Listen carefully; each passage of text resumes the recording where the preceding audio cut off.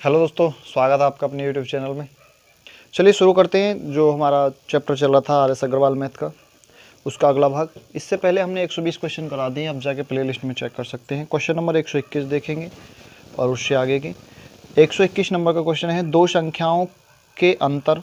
देखिए, कोई दो संख्याएँ हैं, हम मान लेते हैं वो संख्याएँ एक ए है पहली और दूसरी बी है। ठीक है, दो संख्याएँ हैं, दो संख्याओं के अंतर यानी कि a माइनस बी। ठीक है, और दो संख्याओं के अंतर योगफल तथा गुणनफल। दो संख्याओं के अंतर योगफल यानी a प्लस बी और गुणनफल अनुपात a b का जो अनुपात है वो हमें दे दिया है 1:7:24, 1:7:24 के अनुपात में। ठीक है, इन संख्याओं का गुणनफल कितना होगा, यानी ए बी की वैल्यू जो है इस 24 की वैल्यू क्या होगी, ये हमसे पूछा है। देखिए दोस्तों, इसे थोड़ा समझने के लिए तो कोई एक हम यहाँ पे बहुत सारी ट्रिक आजमा सकते हैं। तो सबसे पहले एक फॉर्मूला होता है, शायद आपको पता हो और आपको पता भी होना चाहिए। एक फॉर्मूला है a प्लस बी का square minus a minus b का स्क्वायर बराबर होता है हमारा 4ab के। ये एक फॉर्मूला है, ये बहुत ही इम्पोर्टेंट फॉर्मूला है, इसे आपको याद कर लेना चाहिए। इस फॉर्मूले के माध्यम से हम इसे सॉल्व करेंगे। जैसे a प्लस बी का स्क्वायर यानी इसका स्क्वायर, a प्लस बी की वैल्यू कितनी है 7, 7 का स्क्वायर यानी 7×7=49, माइनस का साइन है माइनस का लगा देंगे। a माइनस बी का स्क्वायर, a माइनस बी कितना है 1, यानी 1 का स्क्वायर कितना होगा 1, बराबर कितने के हो जाएगा 4ab। 4ab की वैल्यू कितनी है 24×24। देखिए दोस्तों, अब यहाँ पे थोड़ा सा समझेंगे। अगर हम यहाँ पे ये कोई एग्जिट वैल्यू तो नहीं है 7 और 24, इनके साथ कोई गुणा या भाग हुई है, कोई छेड़खानी हुई जब जाके ये वैल्यू आई हैं, तो हम यहाँ पे इसका x मान लेते हैं, यहाँ पे भी इसका x मान लें और यहाँ पे भी इसका x मान लें, कोई प्रॉब्लम थोड़ी है। ठीक है, ये 1x है, तो यहाँ पे कितना हो जाएगा हमारा, इसे मैं थोड़ा सा इधर लिख लेता हूँ 49, क्योंकि देखिए a प्लस बी है। ठीक है, इस इधर तो यहाँ पे जब इसका स्क्वायर करेंगे a प्लस बी का स्क्वायर करेंगे तो x का भी स्क्वायर हो जाएगा, यानी हो जाएगा 49x²। माइनस का साइन है माइनस लगा देंगे। इसी प्रकार यहाँ पे हो जाएगा हमारा x²। ठीक है, क्योंकि यहाँ पे तो केवल इसका ही स्क्वायर होगा, इसका x², तो ये हो जाएगा बराबर कितना हो जाएगा 24x। ठीक है, गुणा हमने इससे कर दी। अब देखिए थोड़ा सा समझेंगे। यहाँ पे तो हमारा 49x² माइनस x, चलो इसे घटा ही लेते हैं। देखिए इस 49x² में से अगर हम x² निकाल दें तो 48 यानी 48x² बचेगा। यहाँ पर बचेगा हमारा 24×4 96x। अब देखिए x इसमें है, x इसमें है, एक x इसमें है, दो x इसमें है, गुणा में है, इधर जाएगा बटे में हो जाएगा। अगर हम इसे x इधर लाएंगे तो यहाँ से हटा करके ये बटे में चला जाएगा, यहाँ से एक x उड़ जाएगा। ठीक है, यहाँ से जैसे मैं यहाँ पे x² है, इसका मतलब क्या हो गया, देखिए 48×x, ये हो गया ना। अब यहाँ से एक x हटाएंगे, गुणा में ही इधर जाके भाग में चला जाएगा x, इस x से एक x चला जाएगा, तो हमारी वैल्यू बचेगी 48x बराबर 96, और x बराबर क्या हो जाएगा 2। हमें x की वैल्यू 2 आ गई है। इसका मतलब क्या हुआ, पहली जो संख्या है वो कितनी होगी 2 होगी, ये कितनी हो जाएगी, ये 14 हो जाएगी, और ये कितनी हो जाएगी 24 दूनी 48, और हमसे पूछा यही है तो यही हमारा आंसर हो जाएगा। ठीक है, चलिए क्वेश्चन नंबर देखेंगे 122 नंबर का क्वेश्चन। तीन संख्याओं का योग 64 है। देखिए कोई तीन संख्याएं हैं, हम मान लेते हैं एक a है प्लस b प्लस c, तीन संख्याएं हैं और इनका योग कितना है 64। ठीक है, इसमें दिया है तीन संख्याओं का योग 64 है, पहली तथा दूसरी संख्या का अनुपात। पहली तथा दूसरी यानी a अनुपात b का जो अनुपात है वो हमें 3:5 के अनुपात में दिया है, जबकि दूसरी तथा तीसरी संख्या का अनुपात, दूसरी तथा तीसरी, दूसरी यानी अनुपात c से होगा 5:8 है। ठीक है, तो ये भी 5 है, ये भी 5 है, यानी इसका मतलब ये दोनों पक्ष बराबर हैं, तो यहाँ पे हम 8 केवल यहीं पे लिख देंगे, ये हो जाएगा। दूसरी संख्या क्या है, दूसरी संख्या यानी 5 की वैल्यू क्या है, ये 5 वास्तव में 5 नहीं है, कोई इसके साथ छेड़खानी हुई तब जाके ये 5 आया है।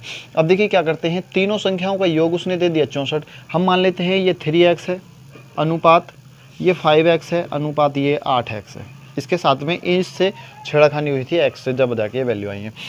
अब 5 और 3 8, 8 और 8 16, तीनों को जोड़ा क्योंकि तीनों का योग कितना है 64, और यहाँ पे तीनों का योग कितना है 8 और 8 16, यानी 16x की वैल्यू कितने के बराबर है 64 की। ठीक है, ये वाली इन तीनों का योग कितना है इतने, और इसके बराबर वैल्यू कितनी दे रखी है तीनों के 64 के, तो x की वैल्यू कितनी हो गई 4, क्योंकि 16 चौका 64 4 बार चला जाएगा। अब हमें पता पड़ गया x की वैल्यू 4 है, यहाँ पे ये जो है 4 रख दीजिए, आंसर आ जाएगा। ठीक है, अब पूछा हमसे क्या है दूसरी संख्या क्या है, दूसरी संख्या क्या है, या 5 की वैल्यू पूछा है, तो 5 के साथ क्या है x है, x की वैल्यू 4 है, तो बराबर क्या हो जाएगा 20, ये आंसर हो जाएगा। ठीक है, चलिए क्वेश्चन नंबर देखेंगे 123।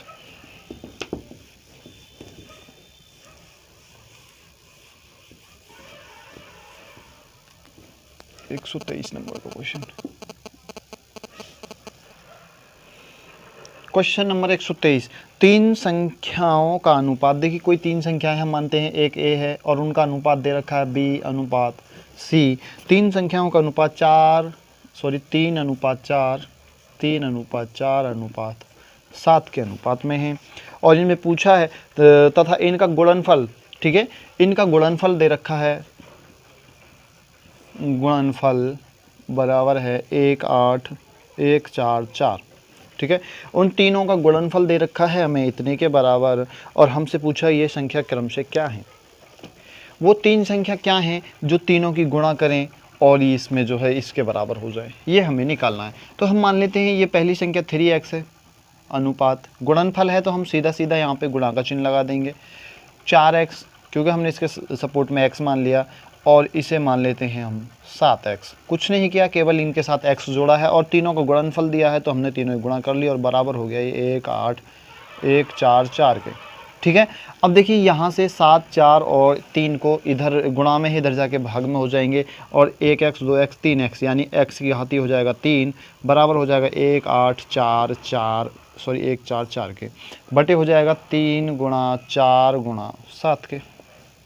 ठीक है, अब देखो इसे काट लेते हैं, काट पीट के जो भी आएगा, जो काट लेना, मेरे हिसाब से ये 216 आएगा।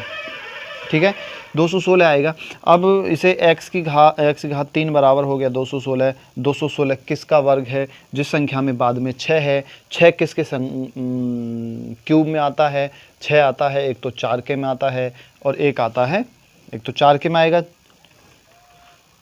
6 के में ही आएगा, 6 छंग 36 छिक्का। तो इसका मतलब क्या हुआ, ये x की वैल्यू कितने के बराबर हो गई, इसे हम तोड़ के भी लिख सकते हैं। ठीक है, अब यहाँ पे लिख लेते हैं x की घात 3 बराबर 6 गुणा 6 गुणा 6, और x बराबर हो जाएगा 6, और x की वैल्यू हमारे पास 6 आ चुकी है, दिख तो रहा है ना।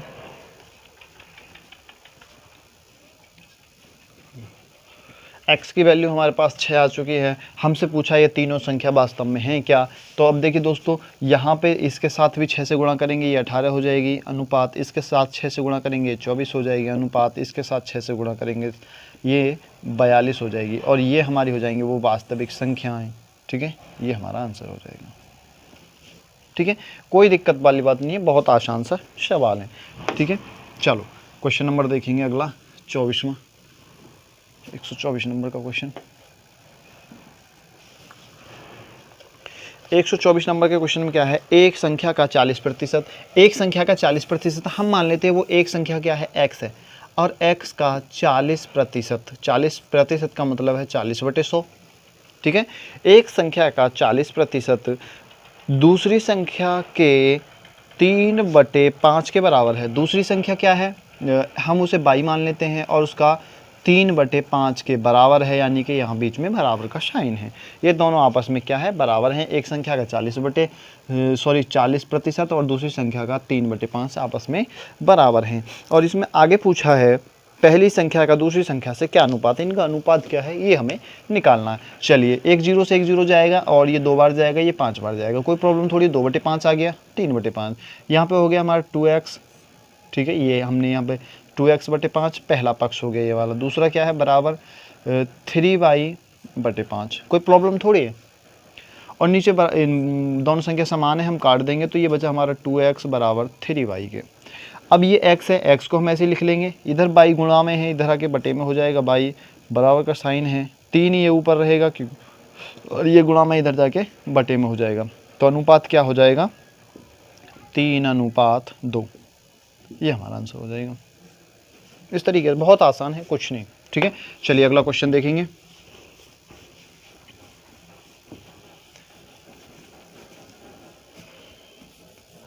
पच्चीसवां नंबर का क्वेश्चन नंबर देखेंगे 125।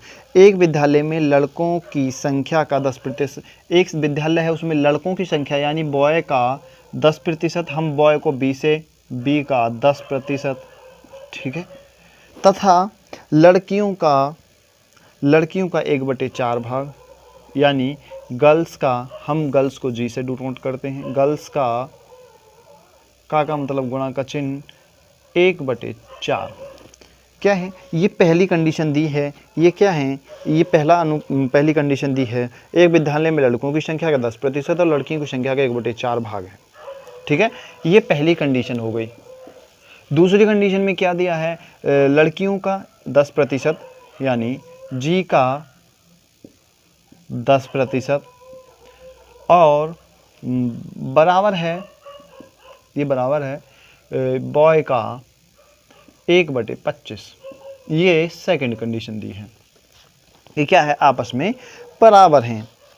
अब आगे हमसे पूछा है लड़के तथा लड़कियों की संख्या का अनुपात क्या है, बॉय एंड गर्ल्स का। हमसे पूछा है बॉय अनुपात गर्ल्स का अनुपात क्या होगा।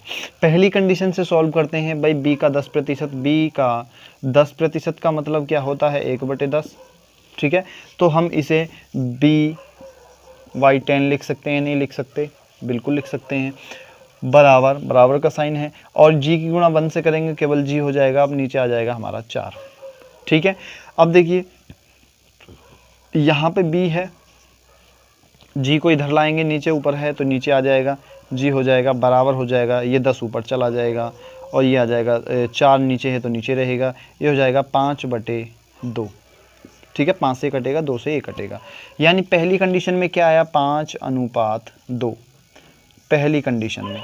दूसरी कंडीशन में क्या होता है, दूसरी कंडीशन में देखेंगे तो फर्स्ट कंडीशन थी, अब सेकंड कंडीशन में देखते हैं इस वाली से क्या हो, ये इतना ही आना चाहिए। देखिए लड़कियों का 10% यानी कि जी का 1/10 यानी जी/10, ठीक है, बराबर बी का 1/25, बी की गुणा 1 से करेंगे तो बी आएगा केवल और नीचे आ जाएगा 25।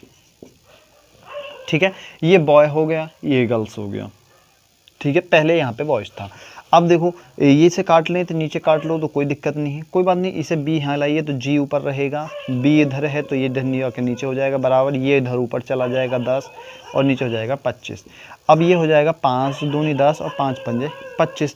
पहले क्या है, गर्ल्स की है, पहले यहाँ पे बॉयज़ की थी तो बॉयज़ की लिख लेंगे। बॉयज़ की क्या है, बॉयज़ अनुपात गर्ल्स बराबर क्या है 5:2 के।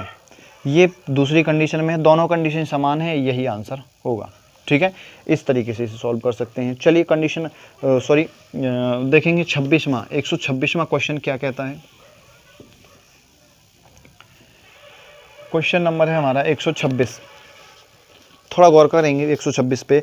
3 कारों द्वारा, ठीक है, के अनुपात में दूरी तय की गई। उनकी जो डिस्टेंस है, 3 कार हैं, पहली कार ए है, दूसरी बी है और तीसरी सी है। इनके द्वारा जो डिस्टेंस यानी दूरी तय की गई है वो 1:2:3 के अनुपात में है। ठीक है, अब इनकी दूरी तय की गई है। यदि यात्रा के समय का अनुपात, अब यहाँ पे तो दिया है ये डिस्टेंस का, ठीक है, और अब दे दिया है टाइम का। टाइम का क्या है 3:2:1, ये हो गया हमारा टाइम का। अब हमसे पूछा है उनकी चालों का अनुपात क्या होगा, तो सीधी सी बात है, हमें पता है चाल बराबर क्या होता है दूरी बटे समय। दूरी हमारे पास ये है, बटे समय ये है, तो हम सीधा सीधा इसे 1/3 लिख सकते हैं, इसे 2/2 लिख सकते हैं, अनुपात इसे 3/1 लिख सकते हैं ना, क्योंकि ये आगे उनकी चालों के अनुपात, ये आ गया हमारा स्पीड। ठीक है, ये स्पीड आ गई। अब हमसे पूछा है उनकी चालों का अनुपात क्या होगा। अब नीचे यहाँ पे 3 है, 2 है, 1 है, 3 और 2 का हम अनुपात एल्शियम ले लेंगे। 3 और 2 का क्या हो जाएगा 6, यहाँ से 6 से गुणा, यहाँ पर भी 6 से गुणा और यहाँ पर भी 6 से गुणा, ये हो जाएगा 3 दूनी 6, ये हो जाएगा 2 तिया 6, ये हो जाएगा 6 एकम 6, ठीक है। ये हो गया 2 एकम 2 अनुपात 2 तिया 6 अनुपात 6 तिया 18। ये 2 से कटेगा 1 बार, ये 2 से कटेगा 3 बार, ये 2 से कटेगा 9 बार। तो क्या अनुपात हो जाएगा 1:3:9। ये आंसर हो जाएगा। बहुत आसान, बिल्कुल इजी तरीका, ठीक है। अब चलिए क्वेश्चन अगला देखेंगे।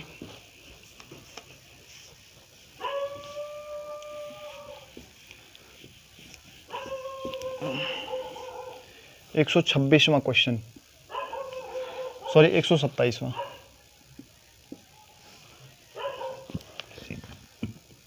जितने समय में एक खरगोश 5 छलांगे लगाता है, मैं इसे रब कर देता हूँ। आपने स्क्रीनशॉट ले लिया होगा या फिर आपने उतार लिया होगा, ठीक है।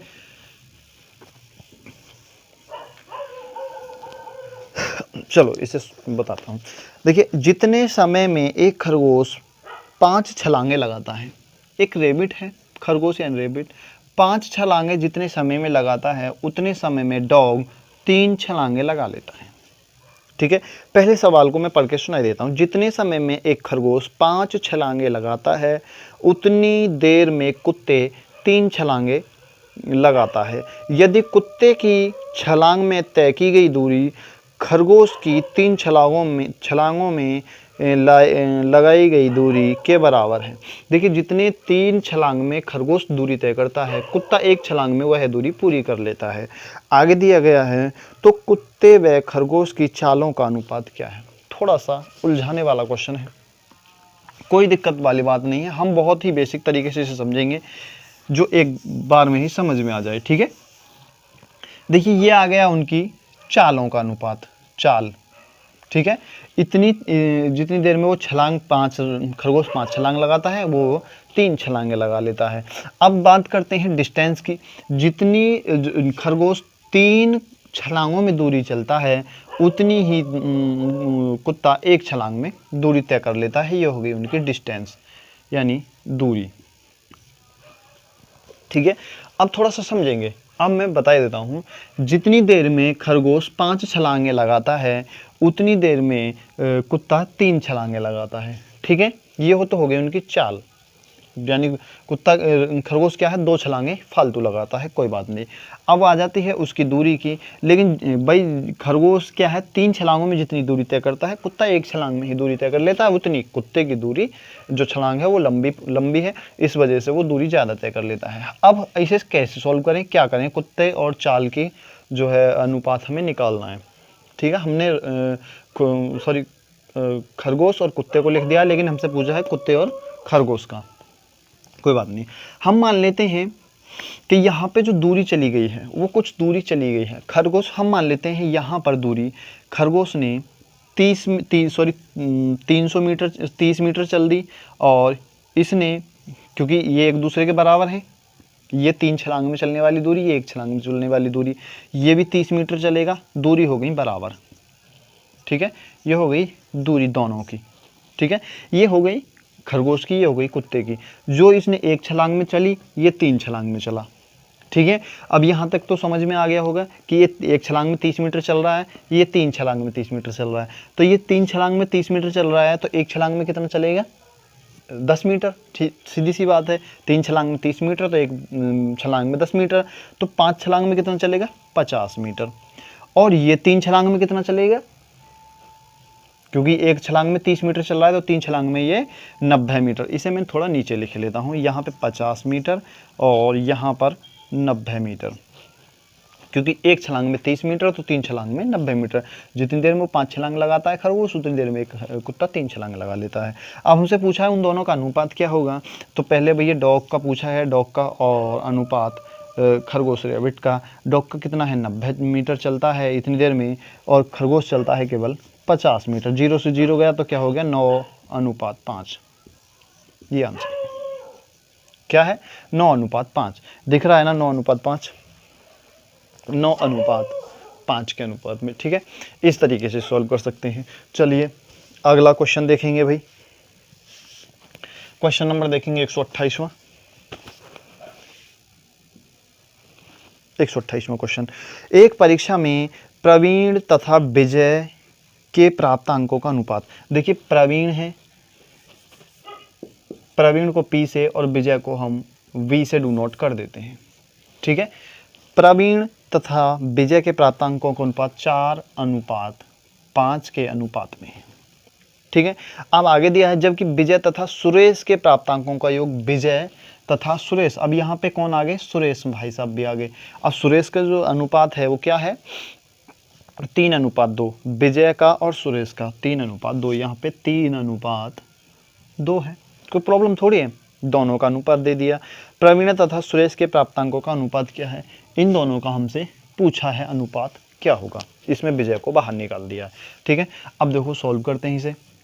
यहाँ पे हम क्या मानेंगे, हमने पहले बता दिया अनुपात समानुपात में क्या मानेंगे 5, और यहाँ पे क्या मानेंगे 3, क्योंकि जो संख्या यहाँ पर होती है इधर को वही बढ़ाते चले जाते हैं और इधर को भी वही बढ़ाते चले जाते हैं। इस तरीके से सॉल्व कर लेंगे। तो 4 तिया हो जाएगा 12 अनुपात 5 तिया हो जाएगा 15 अनुपात 5 दूनी हो जाएगा 10। ये 2 से तो कटेगा नहीं, दोनों ये कटेंगे, ये नहीं कटेगा। अब पूछा किसका है, प्रवीण और सुरेश का। तो प्रवीण और सुरेश का क्या, P/S क्या होगा 12:10, और ये हो जाएगा 6:5।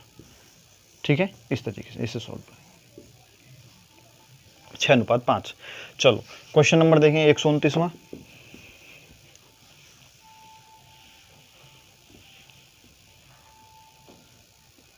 129 नंबर का क्वेश्चन।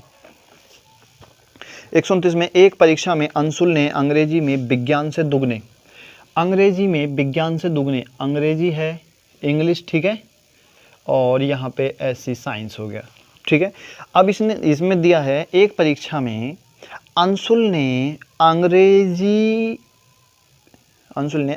में विज्ञान से दुगने अंक लिए। विज्ञान से दुगने, एक यहाँ लिया, इसने ले लिए 2, इंग्लिश में 2, साइंस में 1 नंबर ले लिया, क्योंकि उसने अंग्रेजी में विज्ञान से दुगने अंक लिए। अंग्रेजी विज्ञान तथा गणित के उसके कुल प्राप्तांक, यहाँ पे मैथ भी है, उसका एक मैथ भी है। मैथ में क्या है, उसने दे दिया math plus English plus science में जो प्राप्तांक हैं उसके वो हैं 180।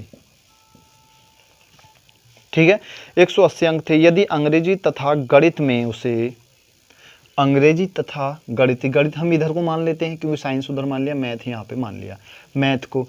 अब उसमें दोनों का जो अनुपात है अंग्रेजी तथा गणित में उसके प्राप्तांकों का, अंग्रेजी तथा गणित में अंग्रेजी पहले है तो उसका पहले अनुपात 2 है और बाद में 3 है। मैथ का कितना है 3 हो, तो विज्ञान में उसे प्राप्त अंक कितने थे, विज्ञान में कितने अंक प्राप्त किए, ये हमसे पूछा है। ठीक है, इसकी वैल्यू पूछिए, साइंस में कितने, 1 ये मान लीजिए। अब हम यहाँ से इसे सॉल्व कर सकते हैं बहुत आसान तरीके से। यहाँ पे हम 2 मान लिया अनुपात, यहाँ पे भी हमने 2 मान लिया। ठीक है, और ये हमने पहले ही बता चुका है कि हमने 2 क्यों माना है। ठीक है, 3 दूनी 6 हो गया अनुपात, 2 दूनी 4 हो गया अनुपात, 2 एकम 2 हो गया। इसे काट सकते हैं, अभी कोई दिक्कत वाली बात नहीं है, इसे काट सकते हैं हम। ये हो जाएगा 1 अनुपात 2 अनुपात 3। ठीक है, क्योंकि 3 दूनी 6, 2 दूनी 4 और 2 एकम 2। तो ये अब तीनों का जो योग है वो कितना है 180। इसे हम जोड़ लेंगे भाई, 3 और 2 5 और 1 6। इसे हम x मान लें, 2x मान लें और इसे भी 1x मान लेते हैं। ठीक है, तीनों का योग यहाँ से हम हटा देते हैं, तीनों का योग 180 है। तो यहाँ पे देखिए 3x plus 2x plus x बराबर 180 के बराबर है, और हमसे पूछा है इसकी वैल्यू 1x की कितनी होगी।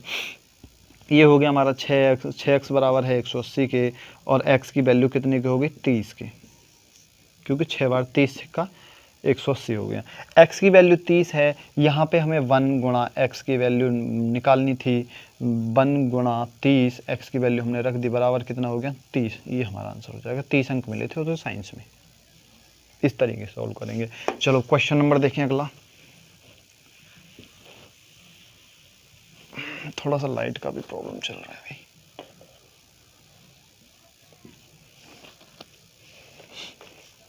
क्वेश्चन नंबर 130, 5 केले तथा 4 सेबों का मूल्य। देखिए 5 केले हैं और 4 सेबों का मूल्य है, यानी हम 5 बी बनाना मान सकते हैं तथा 4 केले, तथा का मतलब प्लस 5 केले तथा 4 सेबों का मूल्य, 4 एप्पल ए का मूल्य, ठीक है। 5 केले तथा 4 सेबों का मूल्य, 3 केले तथा 7 सेबों का मूल्य, यानी 3 बनाना प्लस 7 एप्पल के सेबों के मूल्य के बराबर है, यानी क्या है, एक दूसरे के बराबर हैं। एक केले तथा एक सेब के मूल्य का अनुपात क्या होगा, यानी एक केला और एक सेब के मूल्य का अनुपात क्या होगा। उसने दे दिया 5 सेब लेता है और 5 केले लेता है और 4 सेब लेता है, तो उतने ही रुपए देने पड़ते हैं जितने की 3 केले लेता है और 7 सेब लेता है। तो उसने पूछा भाई उनका आपस में अनुपात क्या है, सेब का और केले का, ठीक है।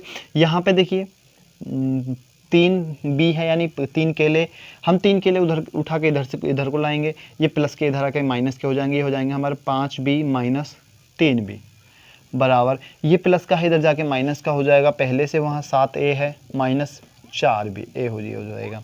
तो देखिए 5 में से 3 जाएगा तो 2 बी बचेगा बराबर, और 7 ए में से 4 ए जाएगा तो ये 3 ए बचेगा। बी हमारा यहाँ पे पहले से ही है, हमसे पूछा क्या है पहले ये देख लेते हैं। ए बनाना उसने पूछा है एक केले बी को पहले लिखना तथा ए सेब का मूल्य का अनुपात, यानी ठीक है बी हमने ये ले लिया, ये 2 इधर गुणा में इधर जाके बटे में हो जाएगा, और ये इधर गुणा में ये आके नीचे बटे में आ जाएगा बराबर 3/2। तो अनुपात क्या हो जाएगा 3:2, यानी 3 केलों का मूल्य 2 सेबों के मूल्य के बराबर है, ऐसे मान सकते हैं, ठीक है। तो दोस्तों ये था एक छोटा सा भाग, इसे तो करते हैं यहीं समाप्त, मिलेंगे इससे अगले भाग में, तब तक के लिए धन्यवाद।